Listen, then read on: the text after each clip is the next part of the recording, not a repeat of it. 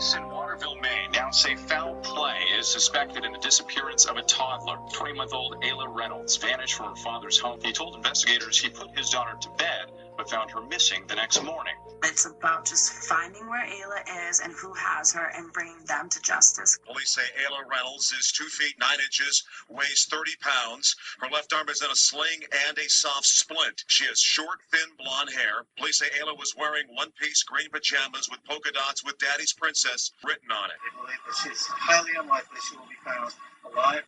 Police have found blood in her father's home. Blood was allegedly found here in the basement of this home in Waterville, Maine. Reynolds says police describe the blood as more than a small cut would produce.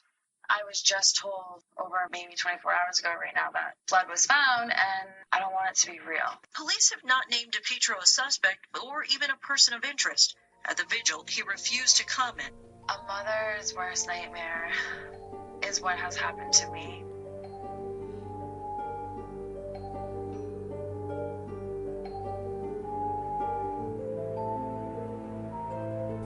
This is True Crime Brewery. I'm Jill. And I'm Dick. Today's topic, what happened to Ayla Reynolds? Ayla Reynolds was born to parents Justin DePietro and Trista Reynolds on April 4th, 2010. The couple was no longer together when Ayla was born, and until 2 months before Ayla went missing, she lived exclusively with her mother. This is a kind of a complicated social situation. During Trista's pregnancy with Ayla, she first claimed that she didn't know who the father was. For a short time, she had led her boyfriend or fiancé, Ray Fortier, to believe the baby was his. After Ayla arrived, Ray Fortier apparently insisted on a DNA test, and when Ayla was about 7 months old, the DNA test confirmed that Justin DiPietro was the father of Ayla. And as you mentioned, according to Trista, Justin had nothing to do with Ayla until he decided to take custody of her in late October 2011. Near that time, it's believed that Trista was having an affair with Justin, despite his relationship with his girlfriend, Courtney Roberts. And at the same time, Trista's fiancé was in prison doing a 10-year term for a sex crime. As I said, it's a complicated social history. That's for sure. Now, it was at 8:51 a.m. on December 17th of 2011 that Ayla's father, Justin, called the police to say that Ayla was missing from his Waterville, Maine home. He had temporary custody of Ayla since that October, and according to Justin, Ayla was last seen in her bed about 9 p.m. the previous evening. She was only 20 months old. Now, before we get too deeply into this, let's see what Dick has on tap. Boy, do I have a good one today. So this is a Maine case, so I'm going to do a Maine beer. And there was never any question which Maine beer I was going to choose. It happens to be my all-time favorite, not just of Maine beers, but probably my all-time favorite beer anyway, Allagash Curio. Now, Curio is a triple. It's a Belgian beer. Triple stems from the part of the brewing process in which brewers added up to 3 times the amount of malt from a standard triple simple malt, simple ale. They tend to be bright yellow gold in color with a spicy, yeasty, and fruity taste. Great beers. Now, Curio was Allagash's first foray into barrel aging. Curio's aged in Jim Beam bourbon barrels for about 8 weeks. And then the aged beer is then blended back with a portion of a fresh triple. So you got some 8-week-old triple and some brand new triple. And the old triple has been aged in the bourbon barrels. Okay. So wait till you taste this stuff. It's a dusty golden color with some light haze. The aroma is bourbon, but not an intrusive bourbon. I mean, it's a nice bourbon aroma. Okay. Some vanilla and some fruit. Turns out when you taste it, it's a very smooth with a mellow but stiff alcohol character, warming up with tones of vanilla and ripe fruit. Just an amazing world-class beer. I know you like it. I like it so much that when we got married, we served that to our guests. That's right, we had a keg of it. We did. Yep. And it was gone by the end of the night, too. It didn't last the night. That's right. Yeah. I should have had a second keg. But could have been beer. trouble. Yeah. Yes, it is could have been trouble because it's 11.5%. So you got to go easy on this one. That's right. Well, that's excellent, Dick. Thanks. So let's pour the beer. Nice. Let's slide our stools to the quiet end of the bar, and we're going to talk some true crime. I'm ready. So, on October 17th, 2011, that's when Justin DePietro was at the Lewiston, Maine police station requesting the police accompany him to retrieve his daughter. The officer who met with Justin consulted his supervisor, who stated that Karen Small of the Child Protective Services had authorized DePietro to take custody of his 20-month-old daughter, well, I guess then she was 18-month-old daughter, Ayla Reynolds. So why was he requesting custody of her? Because he's not had anything to do with this kid for the first year and a half or so of her life. It's a very good question, and that's something that we'll delve into. It does seem unusual, for sure. I mean, he hasn't shown any interest at all in this child. No. Now, Trista and Justin had previously mutually agreed that Ayla was going to spend some time with Trista's older sister, Jessica, while Trista was entering a short-term rehab program for her drug and alcohol addiction, which had been an ongoing problem for her since before Ayla was even here. So Jessica, according to the DHHS records, was assessed. She went through an assessment process, and she was determined to be an appropriate caretaker for Trista's children. Now, Trista also had a son who was 11 months younger than Ayla, and that son had a different father as well. See, complicated. We're getting back to this complicated social history again. It is. So she has two children by two different men. Yes. And the first child, she was trying to make her then fiancé, soon to be prisoner fiancé, make him believe that that was his baby. Right. Ooh, okay. I know. But anyway, the police officer came to the door at Jessica's house, Ayla's aunt, and Jessica told the policeman, "You need to watch Ayla's reaction when she sees her father, Justin DePietro." She actually said that Ayla was terrified of him. So she's seen this guy. I mean, he hasn't been totally absent from her life. She has had some visits with him, but she's never had an overnight with him. Okay. So some visits. But it wasn't anything regular, and it wasn't consistent, and it wasn't lengthy. So we're going to find out, I hope, why he was awarded custody of her? Well, Dickie was actually never awarded custody of her. That's one of the problems with this case. I see. Mm-hmm. That's suspicious. It is. So they go with the police. So the police are there to ensure that the baby, Ayla, is handed over to this guy. Correct, yeah. Even though he has no claim on her. The sister, Jessica, has been determined to be fit to be the caretaker of Ayla and her brother. Right. And she's doing that. And Justin shows up with the police and says he's taking Ayla. Correct. And he's not taking the other kid because that's not his. Right. Mm-hmm. All right. I love it. I then asked Justin DePietro to come to the apartment door, the officer documented in his records. After Jessica had told him to watch Ayla's reaction, he said to Justin, "Come on over to the door." And the officer further said, "I noted that upon seeing her father, Ayla immediately broke down crying, and she attempted to flee."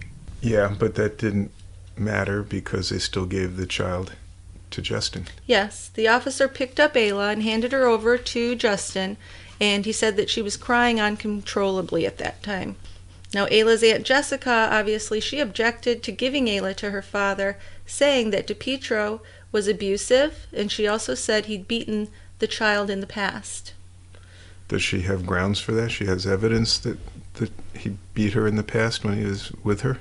She didn't have anything to present at that time, apparently. Nothing made a difference because Ayla went with her father at that point. That sounds like a fucked up mess. It does.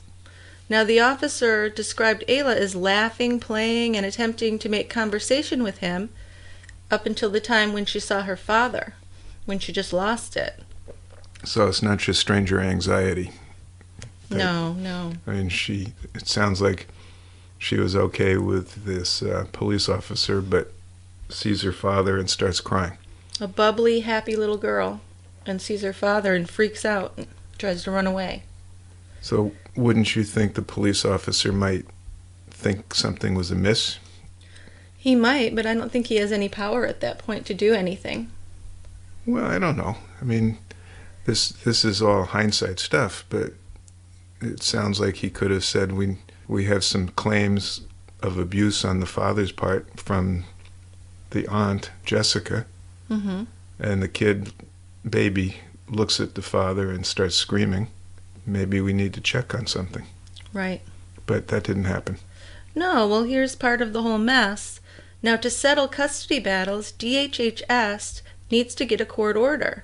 Karen Small from that department had sidestepped due process by presenting herself to police as having jurisdiction over this matter.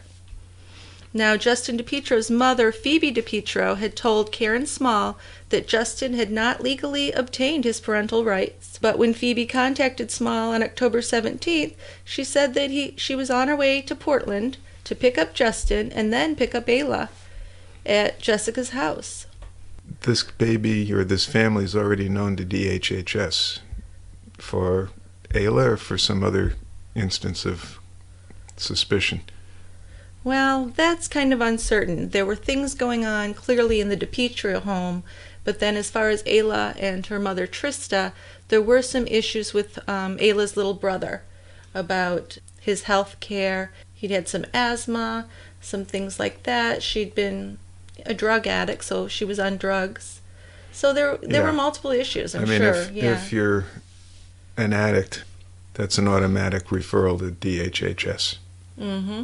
Which, if people don't know, that's Department of Health and Human Services. That's right, and that's a state agency. State agency. So it's the state of Maine. So they're already in the system, and they get a call about the biologic father wanting to assume custody of the child, and there's nothing ordered.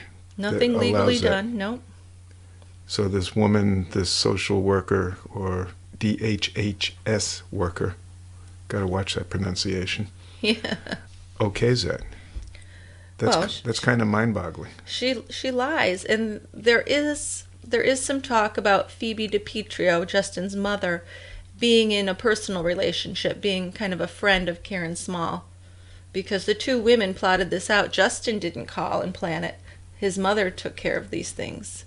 He lived with his mother. She was picking him up. He was very dependent on his mother. So the mother is the one who contacted Small, Karen Small? Right, yep. And said, we're going to go pick up Ayla. Yep, she said, I'm on my way to pick up Justin in Portland, and then we're going to go pick up Ayla. And the social worker said, sure. Yeah. Basically. The actions of Phoebe and Karen clearly indicate that both women decided to ignore the law. Karen Small's assertions to the Lewiston police completely disregarded legal process.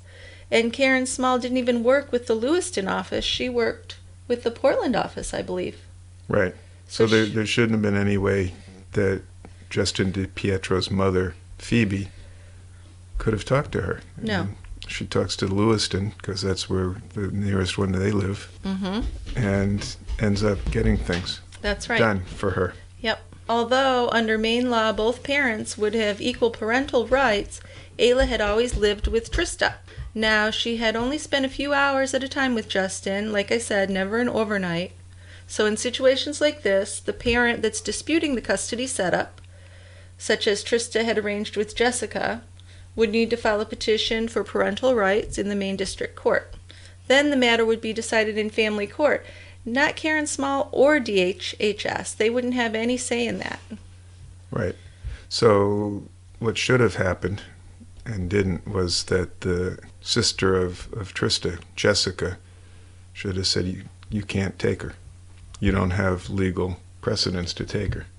Yes, but she's a layperson, and the police, This officer had contacted his supervisor, who called DHHS and was told by Karen Small that she had jurisdiction and that Ayla should be handed over, so the officer had no way of knowing. That's true. As far as the officer's concerned, it was a done deal. Well, right, and I don't think that Jessica necessarily had the legal ease to know her rights in this situation. The officer didn't even really know what was going on. True. So it's just really messed up situation on all sides. It sure is. So if we go back to September 29th, 2011, Ayla was brought to the hospital by Trista with a complaint of an abnormal gait. Trista reported that Ayla went to her father's house on Thursday, and then that Friday when she woke up from her nap, she noted that Ayla would not bear weight on her right leg. Now, no evidence of abuse was determined, I guess, but Ayla had a bruise on her bottom, and her right leg had external rotation and limited internal rotation. Now, I don't know why that wasn't reported to DHS. Well, I don't know either. I mean, it's easy in hindsight to say it should have been. Well, I would think it would at least be suspected. Now, as a physician, you're required to report such things, correct? Not just as a physician. Anybody in the state of Maine that suspects child abuse is obligated to report it. Okay. Again, in retrospect, I have this bad social situation. I have a child that has not been seen much by her father except for brief visits. She comes back from a visit with him, non-weight bearing and difficulty walking. Mm-hmm. I know the x-ray looked okay.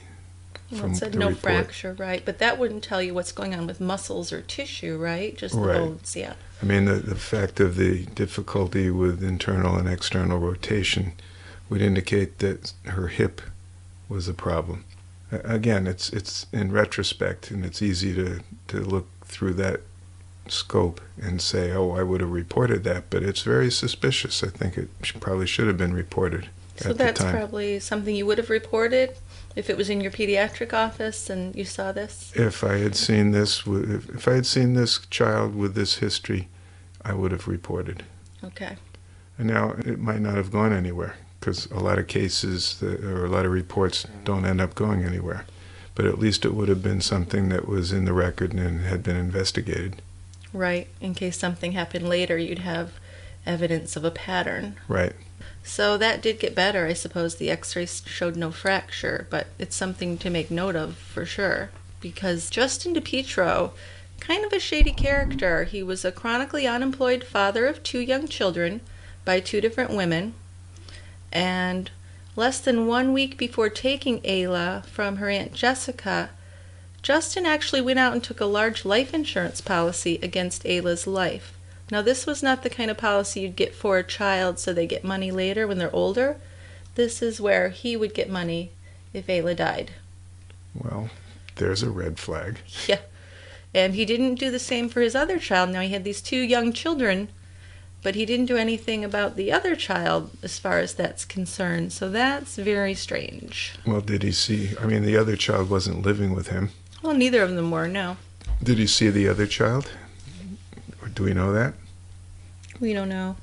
Okay. We don't know a lot about that. But before he got custody of Ayla, right? Right. Before, not after he got custody. No, less than a week before that time he went to pick her up with the police. This was less than a week before that. And that's why there have been rumors that this was his plan. Yeah, I can see that. Yeah, which is a horrible thought to think someone would do that, but we know things like that in this world happen, unfortunately. I don't know why this guy who is chronically unemployed, why do you have the money, or where he'd have the money, even, to do an insurance policy like that. And why would he do something like that policy where the money would go to him in the event of her death? He's not worried about her having health insurance. He's not worried about many of her other needs. He's not worried about anything with her. So why is he going out and getting a life insurance policy? That's totally shady. Creepy. I think creepy. I agree. You agree, good. So a month after he took Ayla, so he took Ayla October 17th, and about a month after that, it was Monday, November 14th, Jessica Reynolds called the Department of Health and Human Services. Now, Ayla had suffered a broken arm, a Department of Human Services caseworker wrote that Jessica notes that Ayla was placed with Justin DePietro by a DHHS officer about a month ago. On Friday, she received a call from Justin, and he was freaking out and saying that Ayla had fallen onto her arm up the steps, and it was getting really swollen. Who'd he call? Jessica, he called Jessica. The sister who was supposed to have custody of the children. Trista's sister, who was watching Trista's little boy and was supposed to have Ayla. Okay. So this was upsetting for her, because she didn't want her to go with him in the first place, and now he's calling and saying that she's injured. And he called her. He called her, freaking out, telling her that Ayla had fallen onto her arm.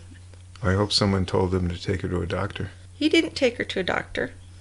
He didn't? No, but that Saturday, the next day when they woke up, her arm was just super swollen up like a balloon, and Phoebe DePietro, Justin's mother, took Ayla to the emergency room.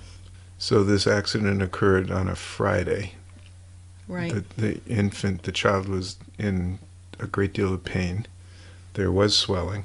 Correct. But they didn't do anything until the next day when it was really swollen.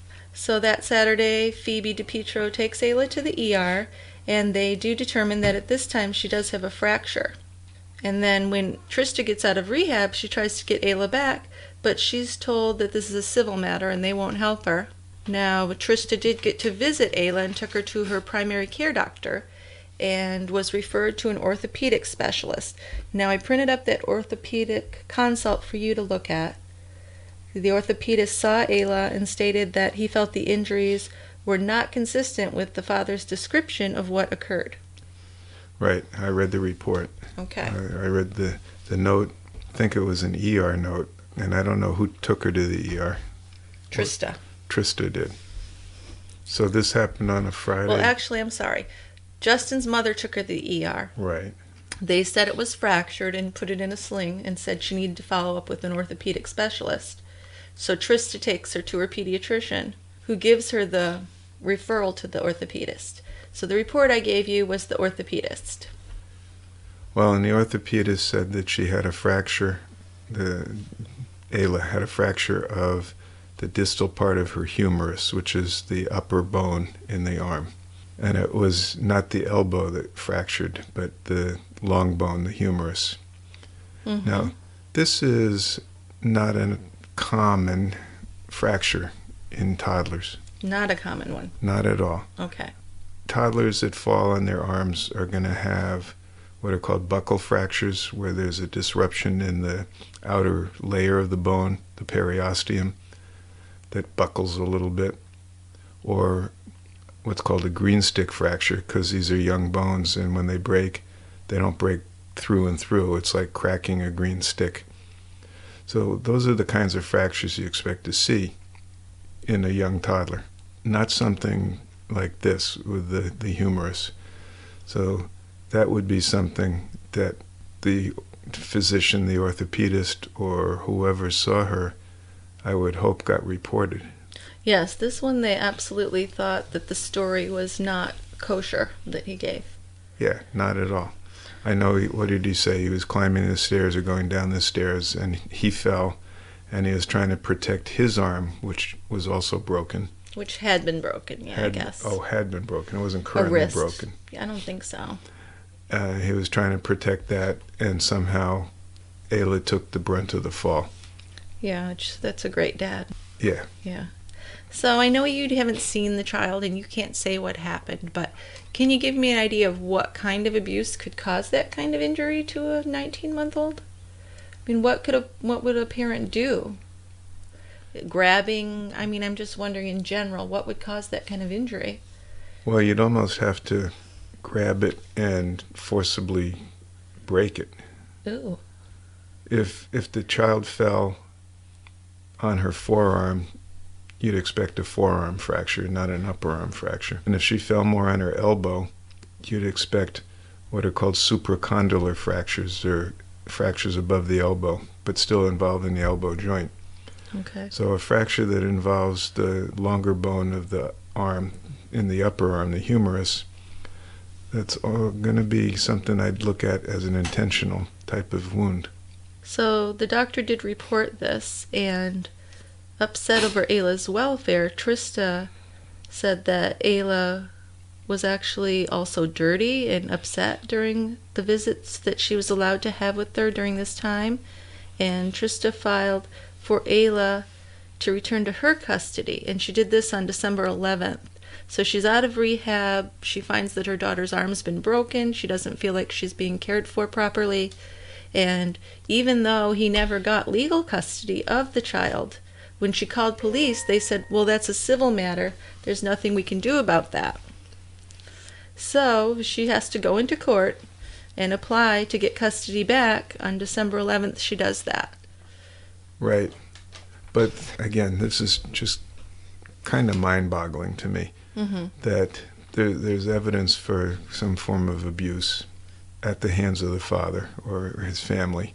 Doesn't she call the social worker or get some emergency injunction or something? I mean, this sounds like something that is actually an emergent problem. If the report has been made that there could be abuse and she files for emergency custody.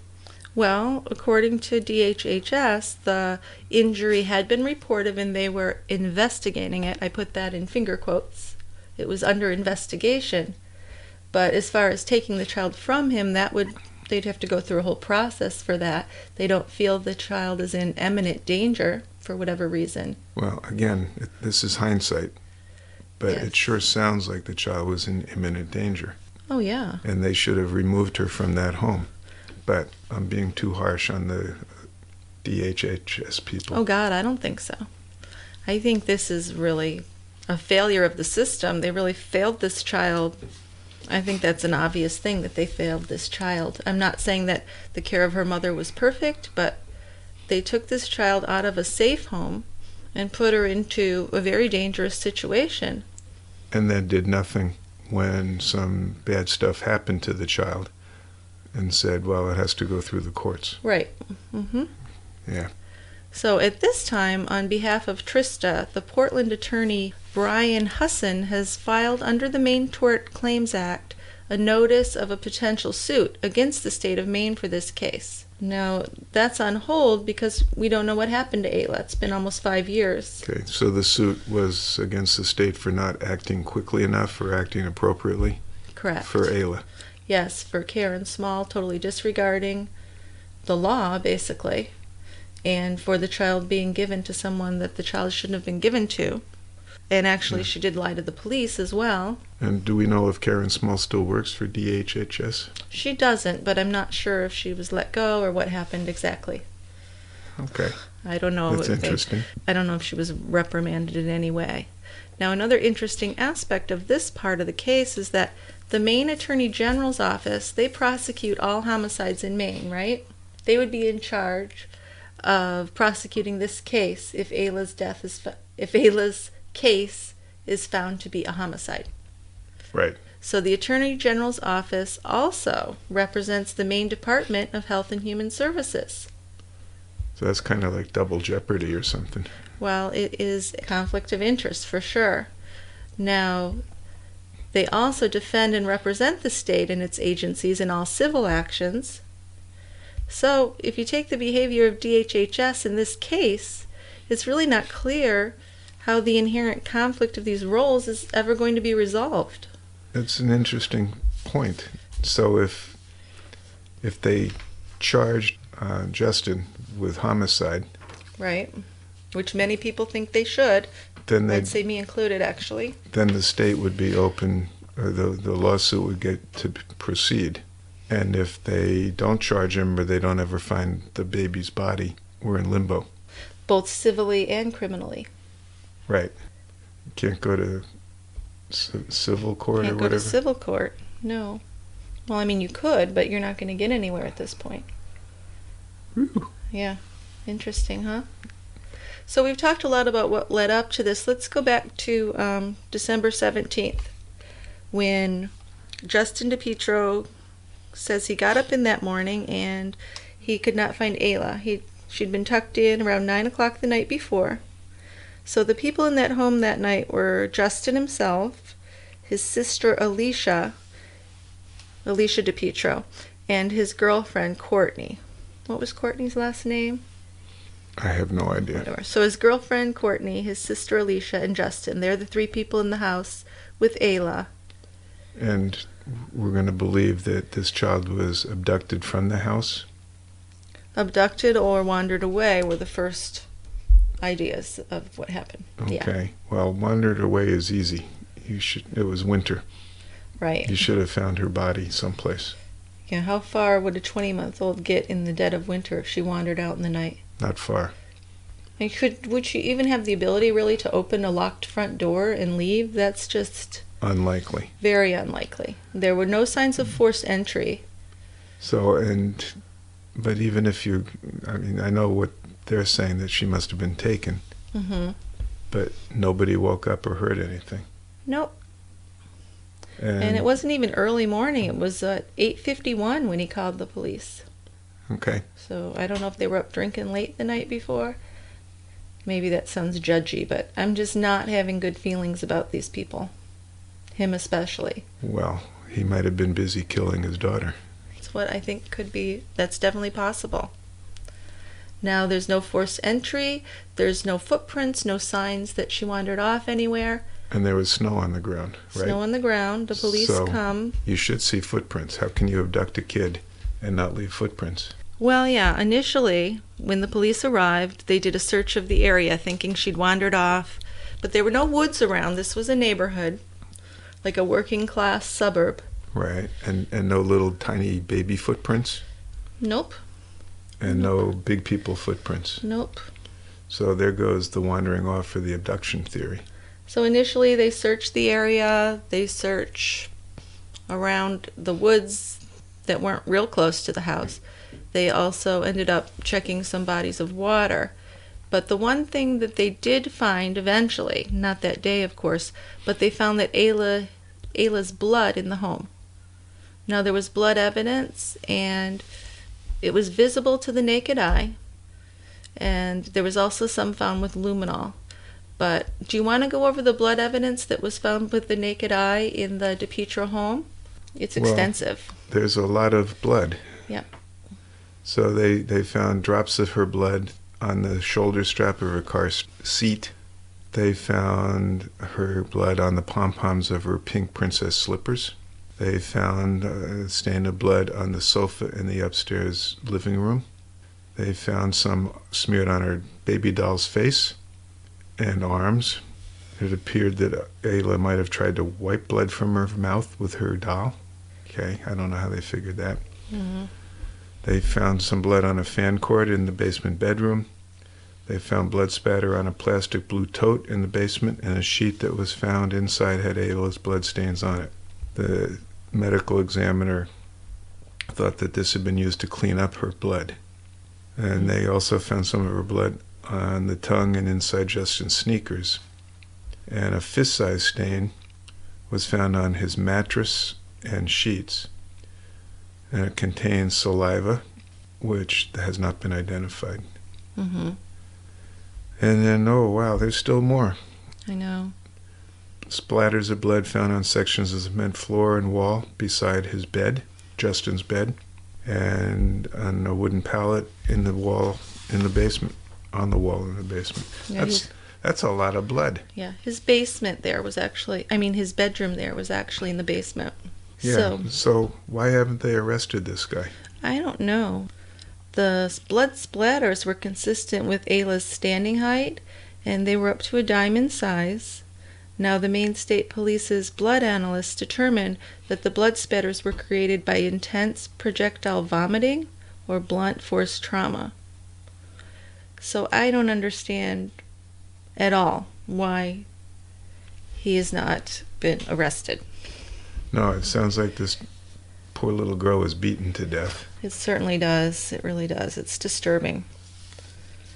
Now, the Maine State Police did determine that the samples of Ayla's blood that exhibited a spray pattern could not have been the result of any kind of cut. Some samples of her blood contained saliva, And that indicated to the Maine State Police that Ayla had been coughing up blood from internal injuries. Now, what does that mean? That she was just beaten around her organs? Yeah. I mean, if she was beaten and had internal hemorrhaging, she'd vomit blood or cough up blood. Well, that's just the actions of a monster. I just can't even No understand kidding. that.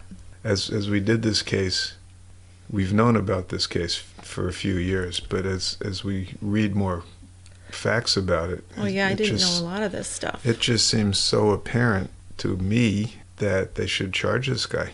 Well, and I'd love to know why he hasn't been charged. Yeah, the state police also concluded that Ayla's injuries were internal and external. I don't know how they knew that, do you? No, I don't know how you can determine that. I mean, I could see internal based on blood and saliva, but external, nope.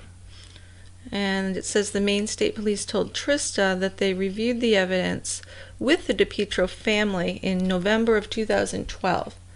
Now, Maine State Police said that Justin had no reaction to this.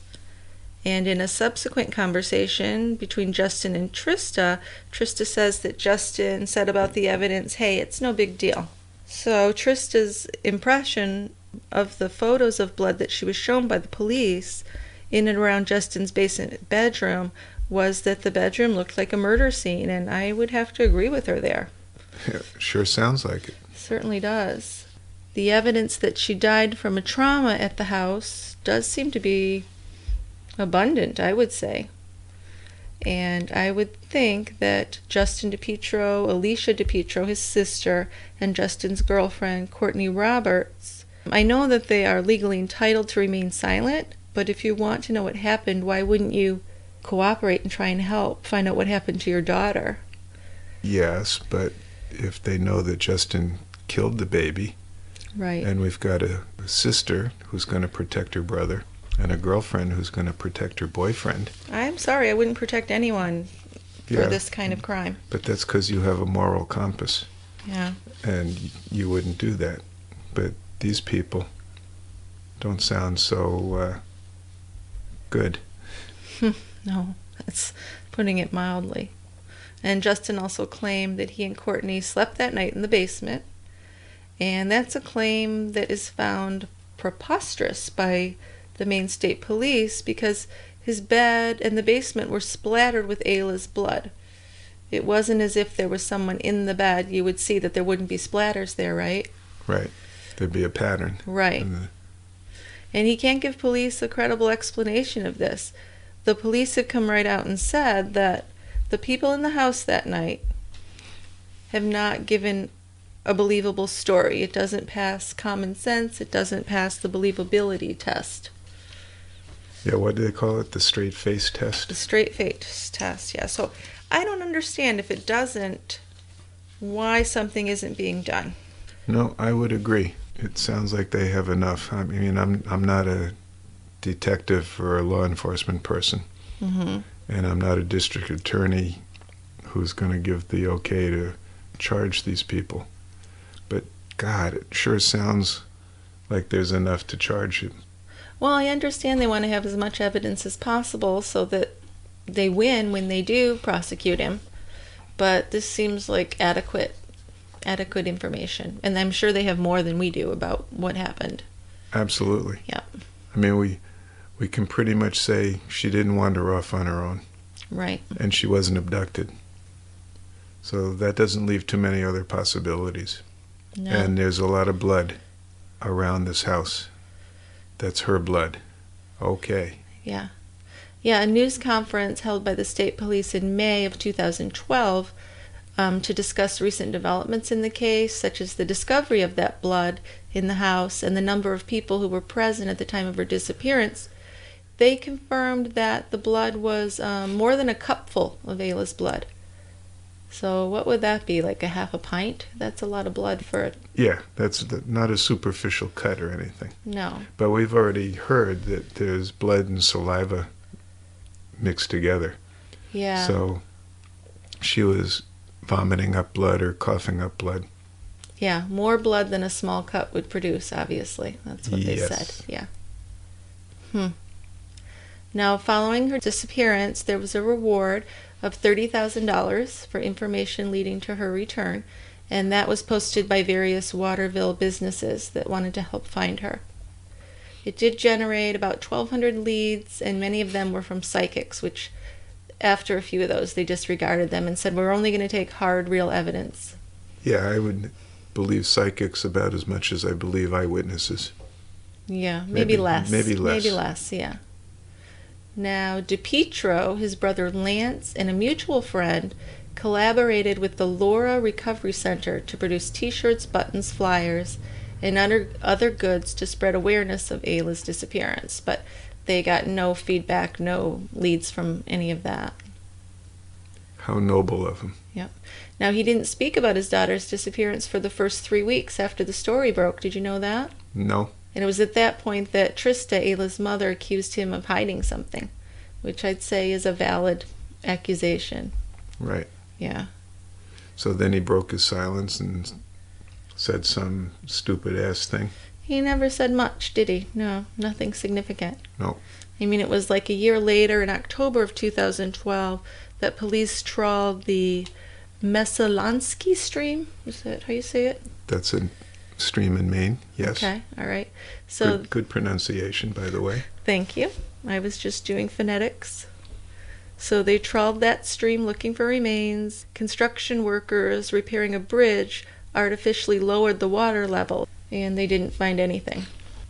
Other updates: March of 2014, Trista Reynolds sent a statement to the Morning Sentinel editor, and she said, I know I have to accept that my daughter's gone, because police had already said, was it in the 2012 statement that the police said they believed she was dead? Right. They said that they have to assume that she's dead. Yeah. No chance that she's alive at that point. And I don't think they would say that unless they had evidence that she was dead, really. They don't say that. Right. So she said she knows she has to accept that, but what she cannot accept is that Ayla's father has not been prosecuted.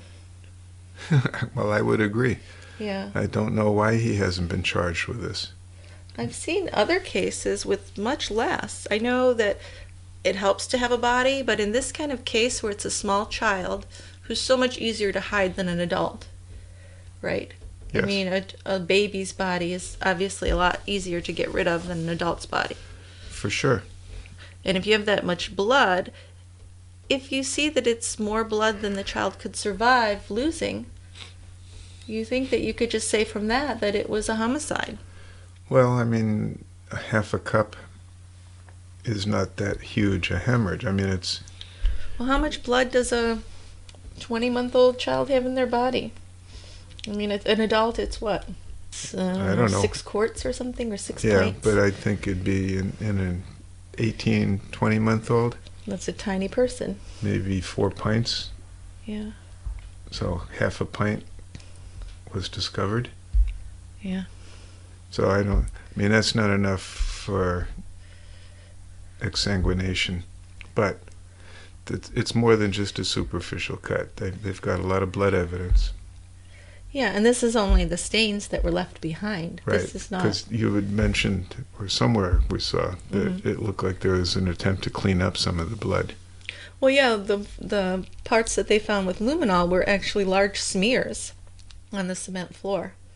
So obviously someone had taken some kind of water or solution and tried to clean it up.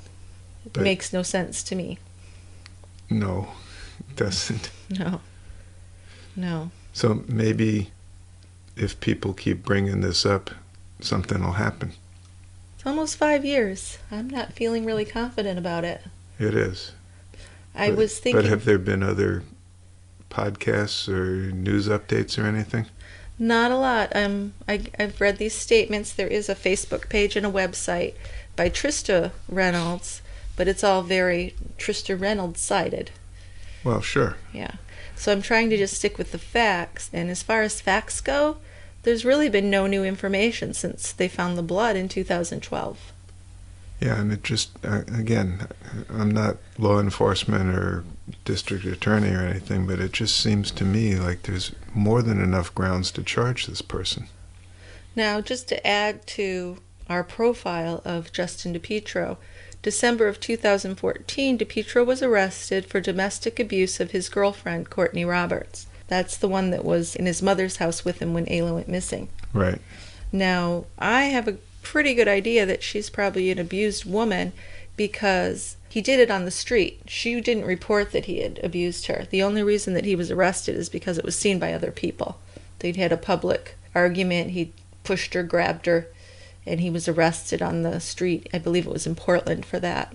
Well, yeah, I would always figure that something that spills over into public eye, public view, is just kind of the tip of the iceberg, that he's probably been doing that in the privacy of his home. Well, totally. I think if you are going to push and hit someone in public, you're probably going to do 10 times worse than that at home, in your privacy of your home. This is something you're used to doing.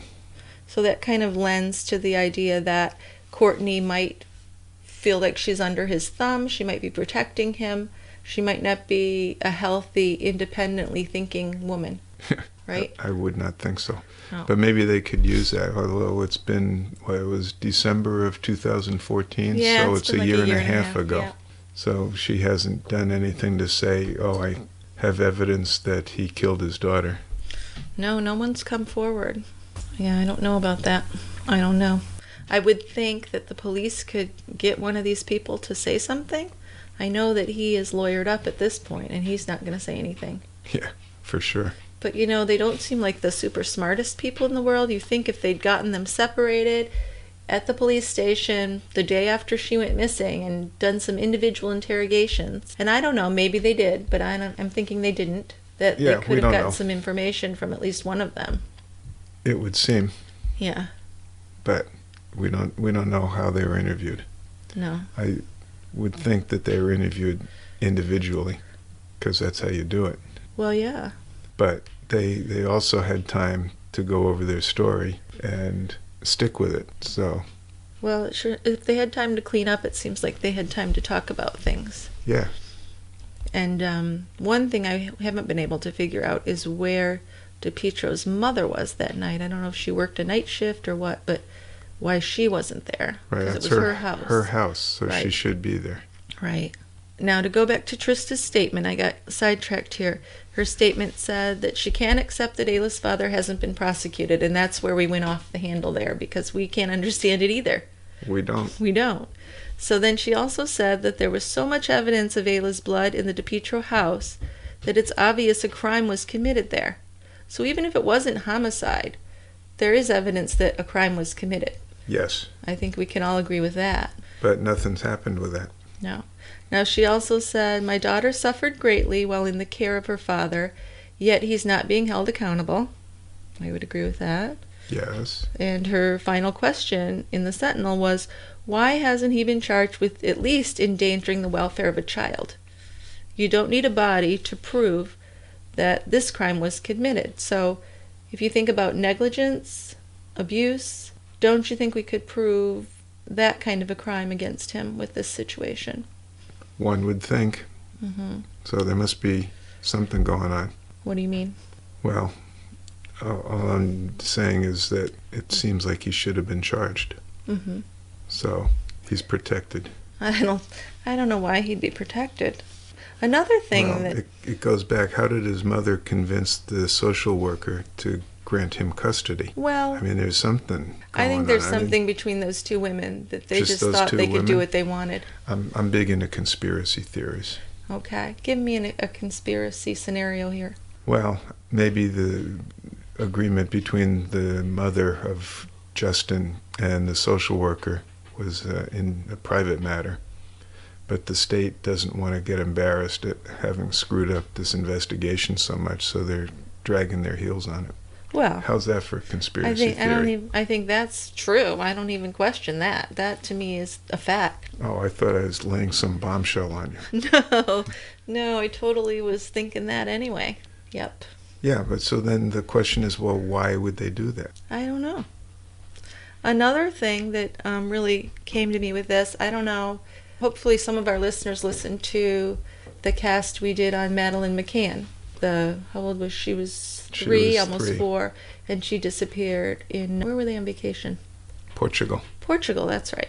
So her parents were physicians, and obviously much higher prestige in the community, or in society in general, I'd say. And they spared no expense in the search for her. I don't feel like the same was given to this girl based on her social class. No, the best I could do was a $30,000 reward.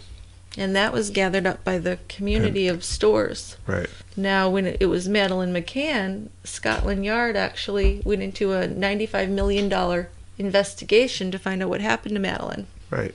But, as you said, they're upper class Caucasians. These are lower class Caucasians. Yeah. Or could it be the United States? That's another thing. Although I don't really think it is. I think I've seen other cases in the UK with poorer children where not nearly as much attention is given. I don't think it's the U.S. Yeah. Specifically. No. Maybe the state of Maine. Maybe. But I don't think that they put the priority on the welfare of children that we would expect or want from our society. Well, that's my bias, because I'm a pediatrician. Look out for your kids. Yeah. And they're not doing that for this one. No, I don't think so. Now, also in November of 2015, DePietro was arrested and found guilty of an OUI. So he's had, since her disappearance, he's had 4 arrests for various crimes. And he's still out there, not working, not taking care of, I don't know how many children he has now, but he at least has that other one that he didn't get the life insurance policy on. Right. I'm hoping he never got paid the $25,000 on the life insurance policy he bought for Ayla. Well, I guess if she hasn't been officially declared dead, he won't get any money. I wonder how much it cost him to do that and where he got the money. Well, it wasn't too long before she disappeared that he did that, so... No, 2 months, so he would have had to make 2 appointments, I guess. Couple payments. Yeah. Mm-hmm. Yeah, and the domestic violence stuff and the OUI taken in with the other information makes you hate him even more. But those aren't that related. No. Maybe the domestic violence is, but the OUI, yeah. Mm-hmm. Well, I know, an OUI certainly doesn't make him a murderer, but we're not seeing that he's a valuable member of society. No. Not in He's any way. basically a scumbag. Yeah, I kind of think so. And regardless, no one knows what happened to Ayla. Well, somebody does. Yes, but it hasn't been solved. No one's been held accountable. How about if I say that? That's okay. Let's say that, and let's say to the state of Maine, let's charge this guy. There have actually been statements by 3 or 4 organizations in Maine saying, please, if you're not going to charge him, then let's at least release cold case information to the public. And actually they said for people, so that people who do podcasts and articles can bring this information out to the public and it can be solved by the public. Wonderful idea. And that's when I understand how you keep information to yourself when you're doing the initial investigation, but once your investigation isn't getting you anywhere, then you need to go to other sources. No question about that. So if we could get more information out there, maybe somebody could come forward who knows a little more about it. There's usually someone out there who knows more. Possibly. Yeah. I mean, I think the people that know what's going on are the people that were in the house that night. So let's talk to them. Okay. Let's give them a call. Okay. Courtney, drop the dime on Justin. That's right. Alicia, if your brother killed your niece, don't protect him. No. He could do it to another child. He might have. Well, fascinating, complex case, but also, as I said before, heartbreaking. Yeah, it's always tough when little kids go missing. I know, they're the most innocent people who don't deserve something like this. No. And she really was just at the whims of her father. She had no way of protecting herself. None at all. And it's terrible that there were 2 other women there that didn't protect her either. Well, they're as much to blame as the perpetrator. I believe so too. So if you want more information on this case, you can actually go to Trista Reynolds' website or the Facebook page. There's also a lot of information on YouTube, a lot of the news reports for the time when this incident occurred. And if you'd like to find out more about us at True Crime Brewery, We have a website. It is www.tiegrabber.com, and there is where you can find out more. You can read information about the podcast. You can listen to the podcast there as well. If you want to give some support, you can give as little as $1 a month with PayPal to support our podcasts and our future podcast production. We also have a Patreon account, and we will take any donations you have there. Also, if you'd like to just chat with us or give us some information, if you would like to request that we cover a certain case that interests you, something maybe we don't know about, we'd love to hear from you. So you can email us, and that's at truecrimebrewery@tiegrabber.com. Also, if you go to our webpage on the right, there's a little area you can click where it says send voicemail, and you can send a voicemail right over the computer, and you can say what's on your mind, what you'd like us to do, and we'd be happy to hear from you. We love to hear from our listeners. Now, if you don't want to give money to help us out right now, we understand that. We work hard for our money. What you can do to help us out anyway is you can actually go to iTunes and leave us a review. Now, a 5-star review is much appreciated, and a 5-star review will be read on one of our future casts with a very generous thank you. I'm Jill. I'm Dick. Until next time, take care of each other. See you later.